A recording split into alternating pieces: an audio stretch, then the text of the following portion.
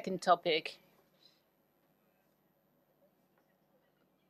for about 30 minutes is the new actor in restructuring, the Social Economic Council.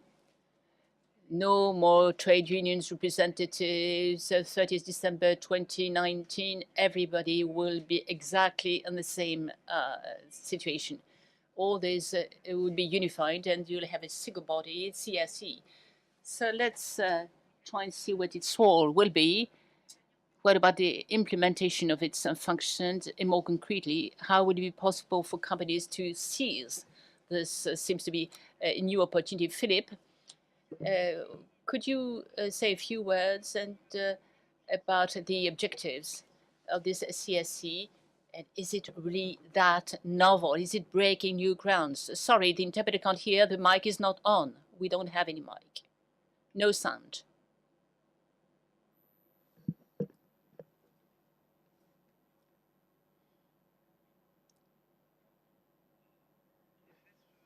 Indeed, this CSC is both a revolution, as Pierre-André Imbert said earlier. It's totally new. We do away, or they do away, or they will do away with the different councils. You have one single social economic council. Well, we've come a long way. There were Repsamen law, the DUP 300, the integration of the CSA, 50,000 reports, and now we're about ready to implement the new system. Now, this body will be a single, unique body. Probably it's only one step forward. At a later stage, we'll have a single works council, I suppose, or company council. Make no mistake, though, because the objective is to go for a kind of a German-style co-management or co-gestion with the council.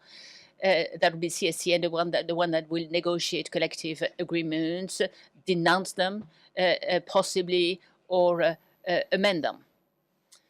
So having said this, in companies that has at least 11 employees, the council has the same power, DP and the CSCT. All this will be regrouped together. So the main areas of jurisdiction will be the same. Now, CHST, to some extent, it had its own existence, a life of its own. In some companies, you were not the same people as those who were sitting on the CR.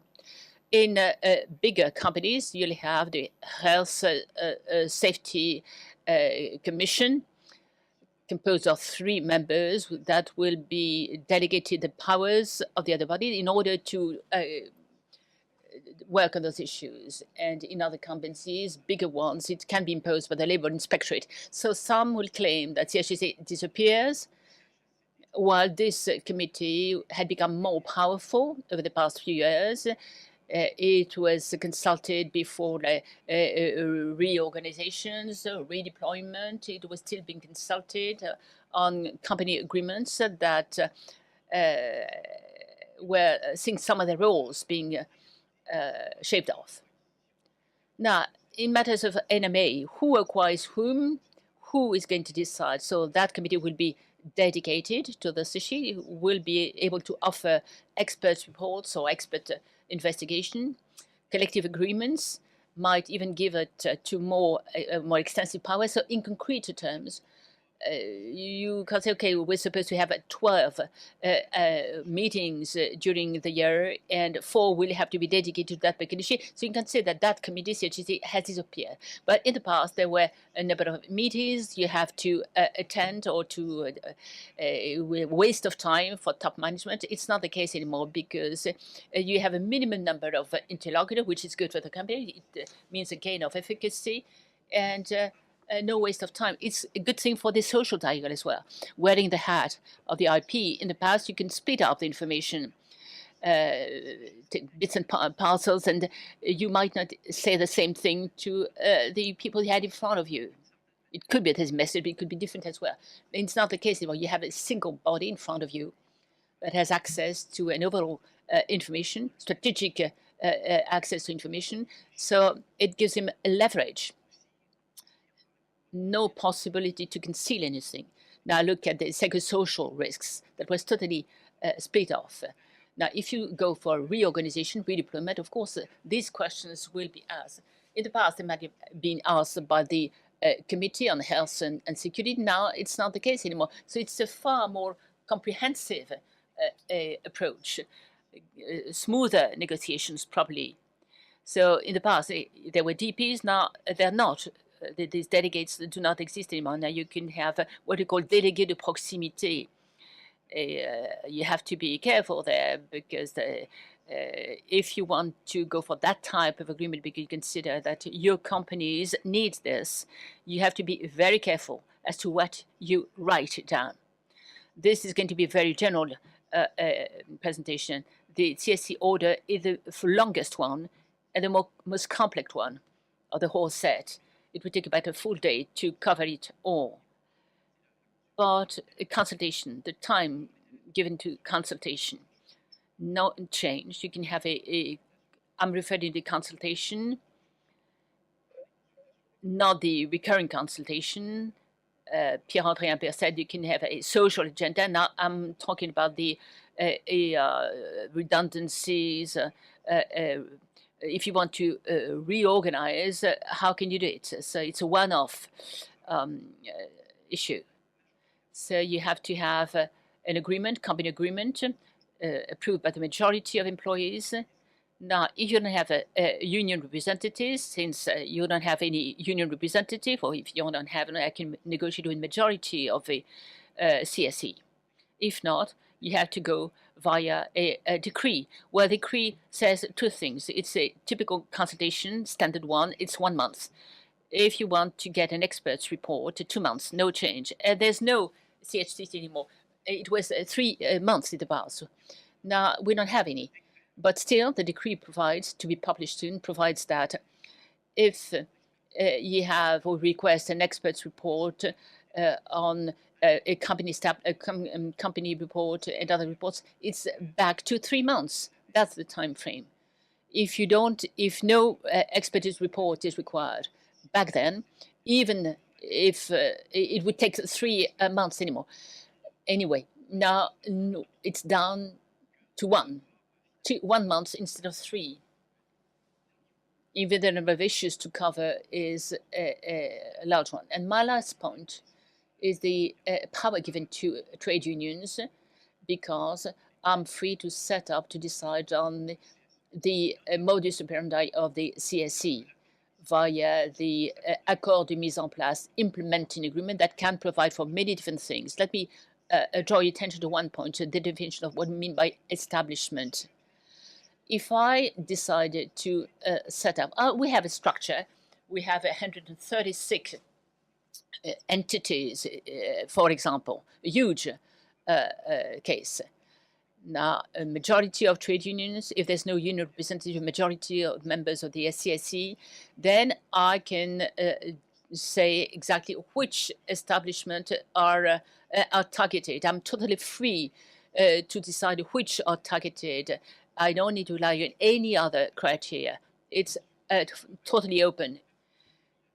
Or I can do it unilaterally, in which case I'll have to rely on which criteria, DDPs, it's CS criteria. Well, the decree gives us a rough idea. It should be the CE establishment that's full autonomy of the management of the person who is in charge with the manager of that particular site. For some many union representative or staff representatives in the company, no more staff representative. All I need to do is to unilaterally apply what was the remit of the Works Council. So I might have 5 and 6 units, entities, rather than sorry, the interpreter can't hear what the speaker says out of the microphone. It's totally inaudible for the interpreters. Sorry about that. Again, you're absolutely right. Back to social dialogue. The social dialogue is key.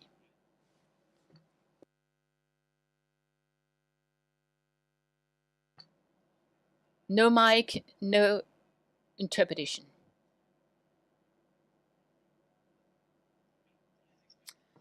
As far as experts' report are concerned, it goes in the right direction. There's no CHCC anymore.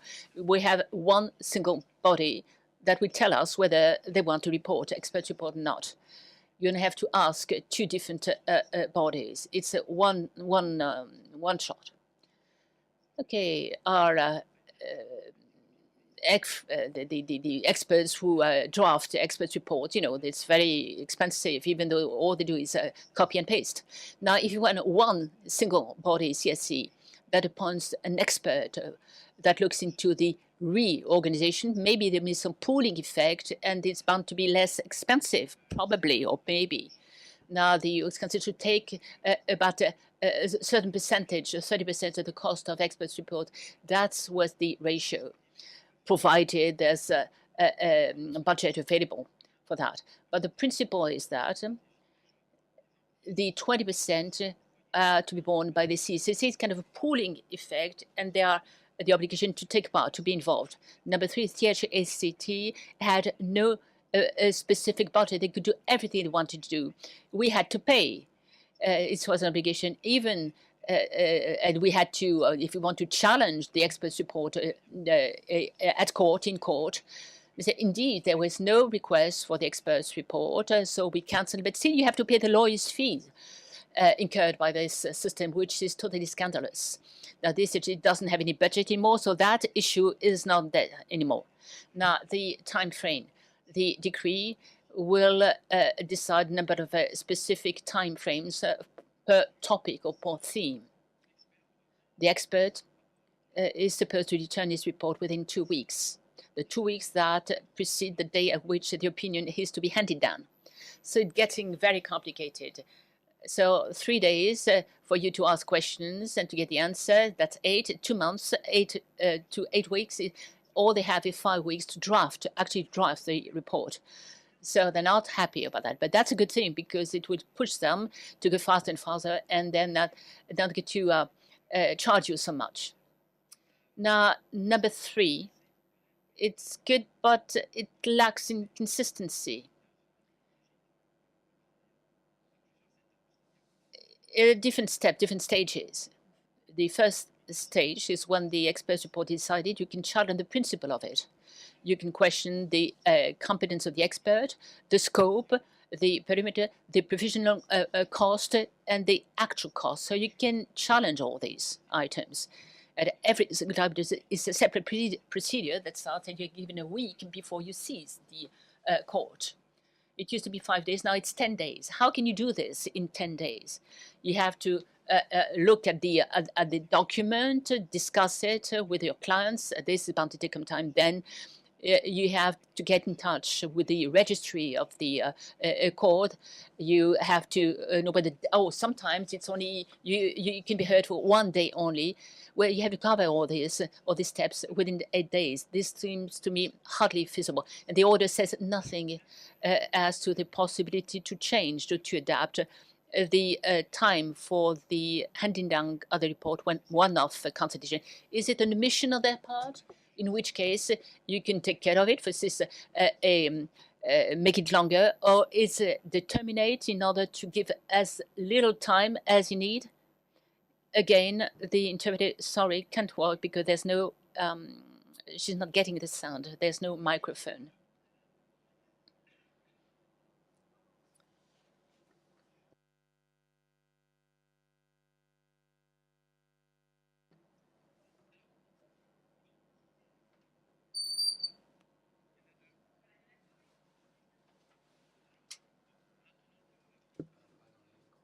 So we're waiting for the slides to be shown. So this time frame seems to be very complex. Yeah, this is the one I wanted to show you, this timeline. Let's look at it. How is this CSC to be implemented? I'll skip the details. We're getting short of time and when we get these slides.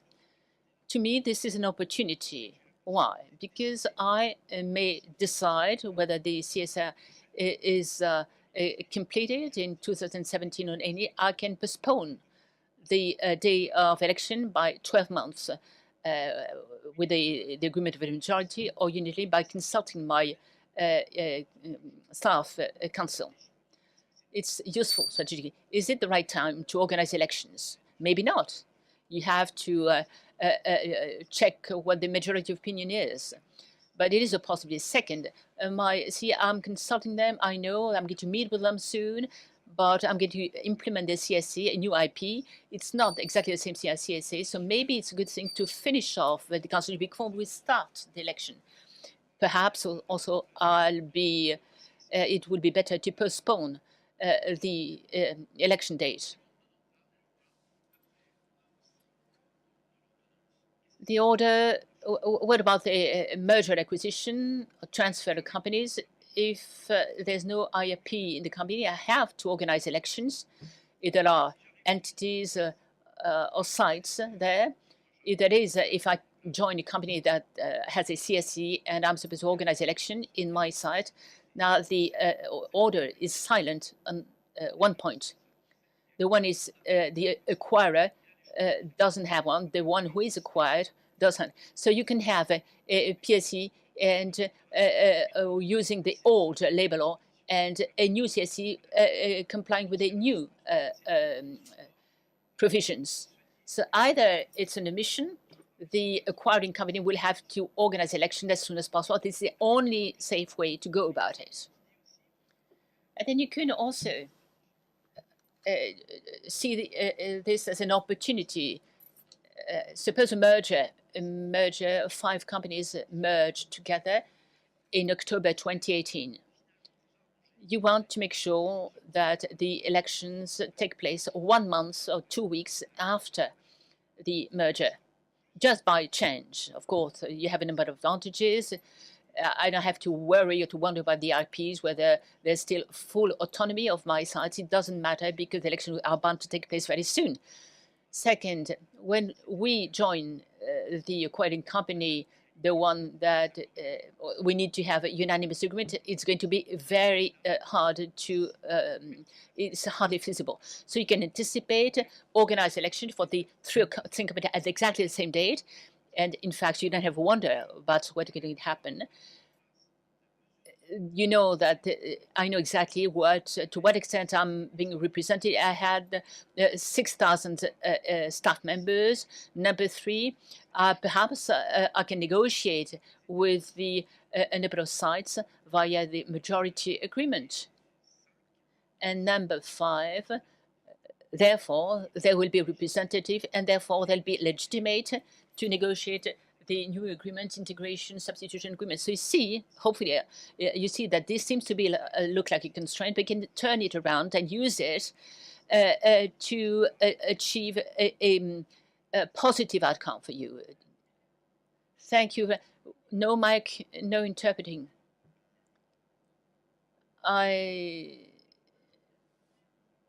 What about, sorry, the interpreter is sorry, but she can't hear what the moderator is saying, as she's not speaking in microphone. Sorry for that.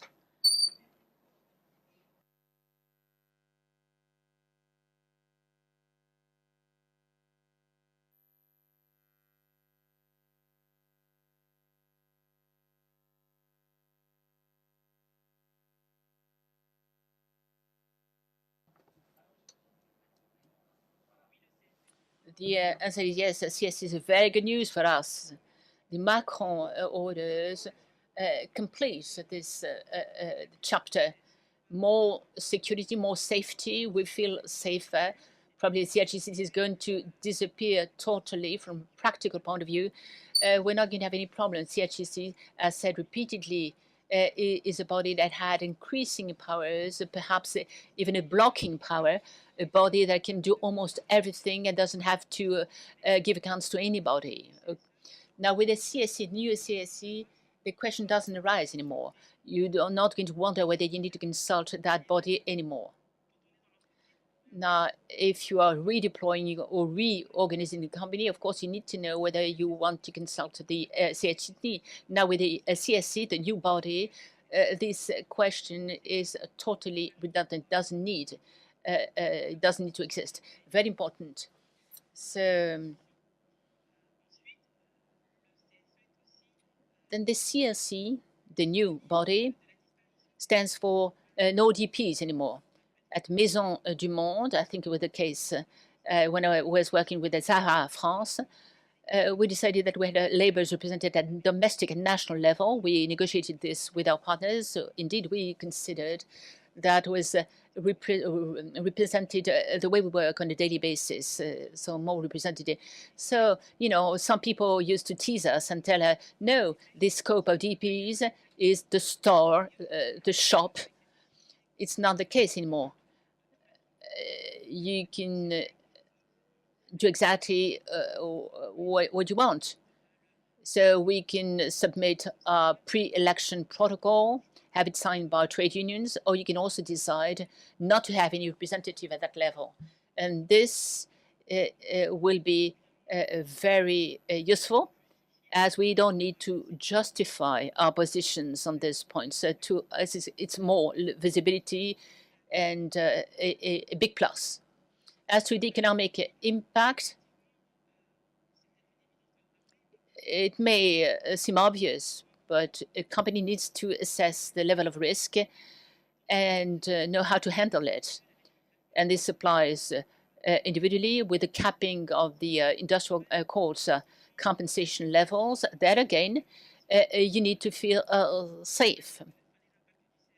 So the impact of CSCs, to me, there are three on procedures. No more stacking of files, no more crowding, no more duplication of experts' reports, and then economic impact too.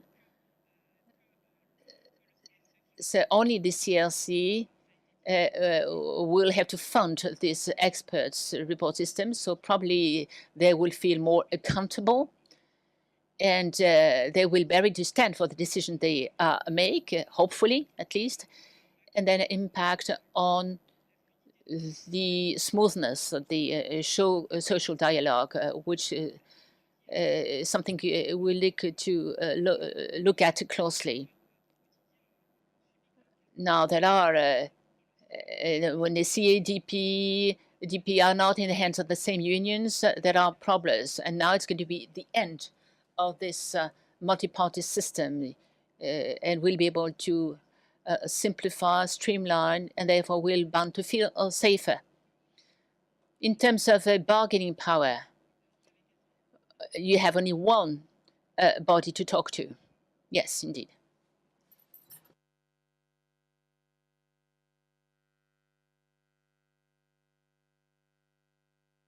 I see that it's not going to change much in your company because you didn't have any DP yet. They were at national level, but it was a bit difficult, was it not? It's not the case anymore because via company agreement, you can know exactly. Then at the same time, it's very important for majority trade union to sign up. As Pierre-Yves said, it's a bet. We don't know whether they're going to do it. It's a gambling. Of course, we go for strengthening of the social dialogue on the company or site. Okay, you can start it, you can do this unilaterally on the basis of the former criteria. No microphone.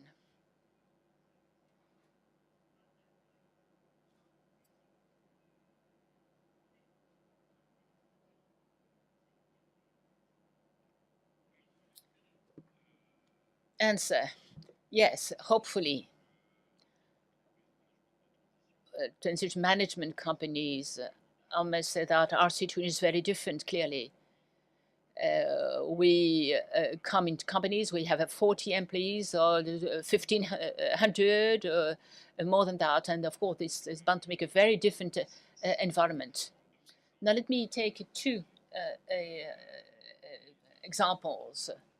A company that I worked for recently for the restructuring of the company, 1,200 employees there, no more payments within 2 months. So of course, you had to be quick about it.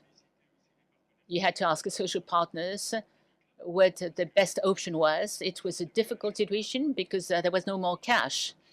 So you have to discontinue. You have to make sure that all the time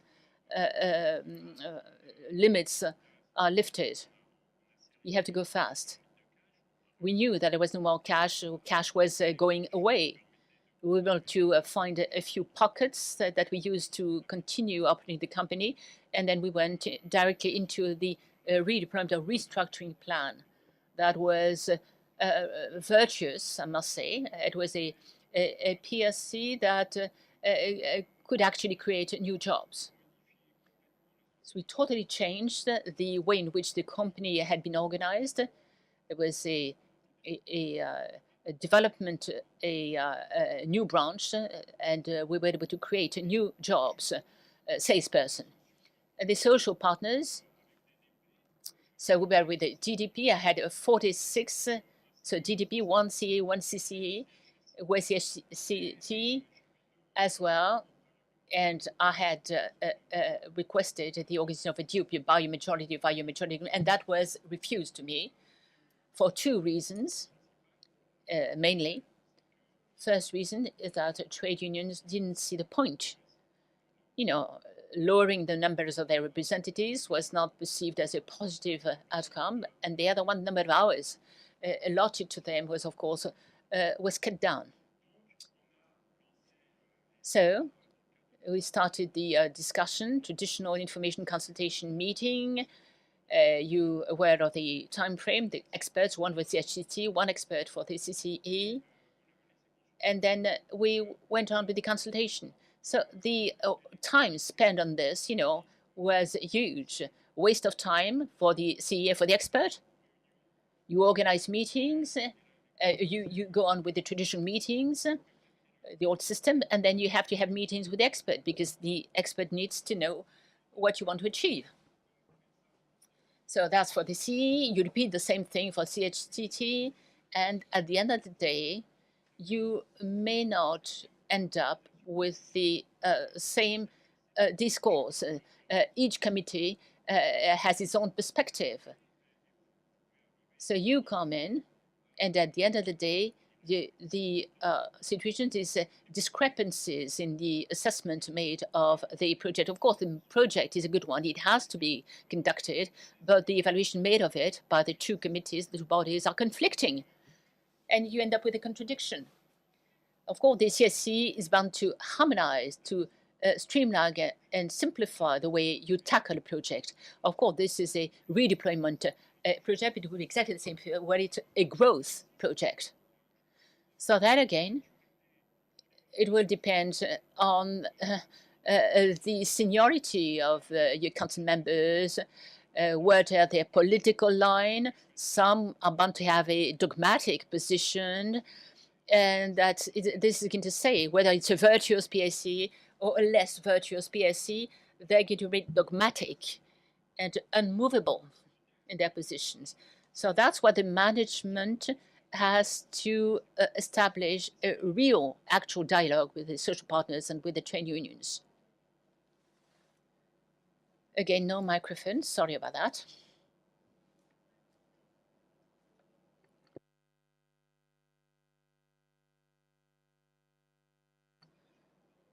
It's already there.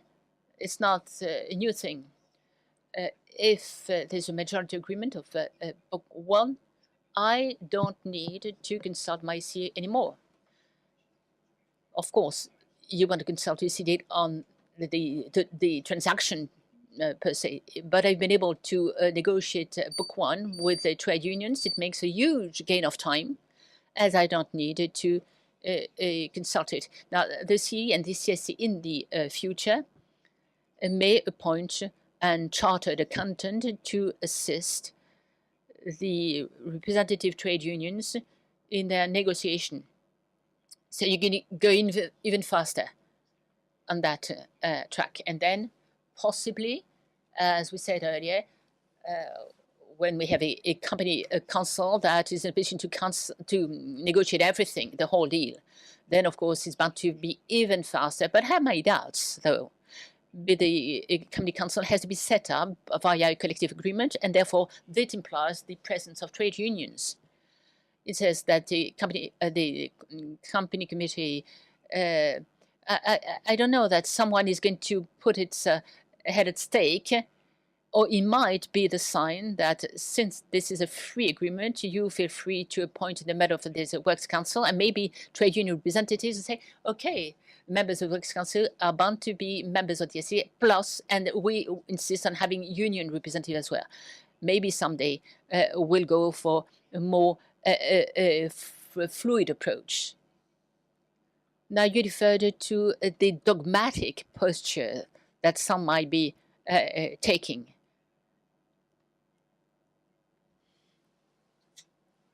What are you hoping to achieve with the CSE? To bring everyone online. Well, I think the CSE will have many possibilities to improve the system, but not going that far. Where to organize the quote-unquote alignment of stakeholders? Yes, oblige them to consult one another, to discuss. There was only one body, so one single voice, no more discrepancies and opinions. So, of course, a smoother approach and therefore an improvement of the quality of the social dialogue, hopefully. I think that the CSE will make it possible to really focus on the substance of the problem, the most important topic, the hottest topics. And by doing so, limit the risk or reduce the risk of disputes and shouldn't be too formalistic. That's really what you do when you try to delay, to go for the delaying tactics. You're becoming extremely formalistic to slow down the whole process or the redeployment or the growth project. You want to slow things down, don't you? So this is important. Once again, it doesn't do without the need for the human resource management and the top management to have a sustained dialogue with his partners, but even more, a reinforced dialogue with more teeth, because I suppose that the CSC will have the one virtue at least to professionalize the members of the CSC to some extent, to make them behave in a professional way, which may not be the case. I refer to the number of mandates, terms of reference given to the same member in the various bodies, and the risk of a disorganization that might entail. Some end up with a 60, 70% mandates, all the person having the same responsibilities. Now, I'm not going to give any names. Some trade unions say, we'll never sign this, and we don't want to have anything to do with this. Now, from 1st of May, it will be minus 50%. If there's no right of opposition, and the minimum will be 50%, they will have to decide whether they want to sign up or not. If it's in their favor, of course, it might eventually change their position. This is what I like to call the majority phenomena, implying that all of them, every stakeholders will have to take their responsibility. We have time for 1 or 2 questions in the room, and we'll conclude with on the point of attractiveness. Est-ce que dans la salle, une question ou deux, je ne peux pas croire que vous n'ayez pas de questions ou de commentaires sur cette nouveauté, ou alors vous aurez vraiment besoin d'aller au workshop via les Piper sur tout le détail de l'organisation de cet organe. Bien, et bien cela veut dire que vous avez été complet. I think we have no questions, I think, in the room. The interpreters are awfully sorry, but there's no microphone. When there's no microphone, they can't hear and they can't translate anything. Bien vu, si je puis dire, à l'extérieur. En tous les cas. Vous disiez, c'est peut-être aussi le premier pas vers une cogestion à l'allemande dont on parle depuis longtemps. Mais c'est vrai que la cogestion à l'allemande, ça donne. That's true. The German system means the right of veto on a number of things, such as training. I don't think we're ready for that. And the Labour minister said that she would celebrate the first agreements that would be signed. And, okay, being attractive is something very important. It's true. But seen from abroad, it's better to have just one body to turn to and not 3 or 4. We know that the number of employees protected will be smaller, even though the number of hours given to each delegation will remain the same. But what we're saying is good both for companies and for industrial relations. Is this attractive? I suppose so. If not, then we're going to do away with a number of slowdowns or obstacles, and people will no longer be able to say that we can't do anything in France. It's wrong. That is, in France, if there's a restructuring plan, you have a deadline, a limit, a time limit that's well defined, and now you can move ahead. In some cases, in Germany, when there's restructuring, the whole scheme might be vetoed and you can't do anything. So when we always consider this French bashing and say that France is not as good as any other countries, that's wrong, and it's even less the case today than it was in the past. Okay, that's our conclusion for this panel discussion. We're going to continue with a third panel discussion.